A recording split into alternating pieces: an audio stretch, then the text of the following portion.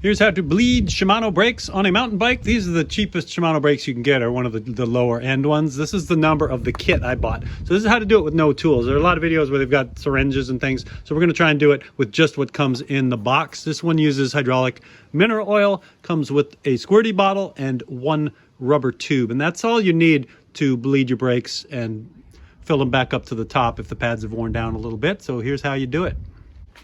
So you can see I've got the front wheel propped up and the bike is at an angle, and that's because you want to make sure there's no spots in the run of the brake line where it goes up and then comes back down, because bubbles can hide in there. So in this case, back by the back wheel, it goes over a little loop. So in order to make sure that the bubbles will come out of there, I've got the front wheel propped up. Now at the handlebar, you want to loosen it up a little bit and then make sure that your brake fluid reservoir is level with the ground, so that when the bubbles come up, they'll all reach the top point, which is the plug hole. And the brake fluid is going to come out of this hole when we pump it up from the bottom of the bike. So you just put an Allen wrench in there,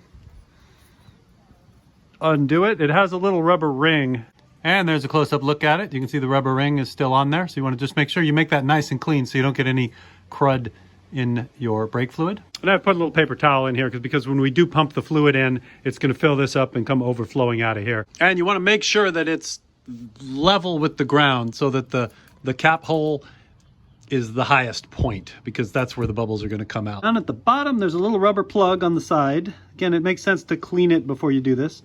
So we pull the little rubber plug off, and that's where we're going to be pumping the brake fluid. And then this Allen key will turn it on and off, so that opens up the flow. So we're going to plug it in here, and then we're going to open that, and then we're going to pump fluid up into the system. Noting that there's nowhere on the cable that's looped up where bubbles can be trapped, so they'll all go up to the top.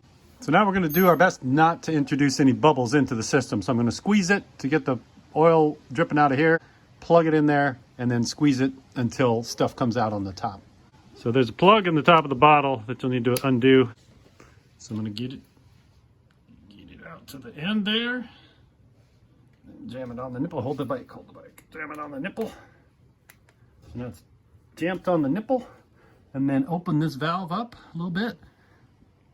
Get that open. Yeah, I see bubbles. Now we try to pump it up. So I'm just squeezing the bottle, pushing it up to the top. You let me know when it starts squirting out up there. Yeah, squirting, squirting. Squirting? Okay, so now it's squirting out. Now I'm gonna close this valve. I'm gonna lower this, and unplug it, and then it'll suck back into the bottle, so I can put the plug back in the bottle, put the bottle back in the box, and we'll be ready for next time. And I'll put the little rubber plug on here. The rubber plug goes here. Now up top, just gonna plug it up with the plugger. And then we're just gonna tighten this up so it's not wiggly anymore. Take it for a ride and see if that worked. You might have to do this a few times to get all the bubbles out. I was pulling back all the way to the lever. Now you can see it stops there. So it was going all the way back to here before we did it. So definitely an improvement. A brake check, 1, 2, you do stop. You don't stop. You do stop. Thank you, CF3BMX.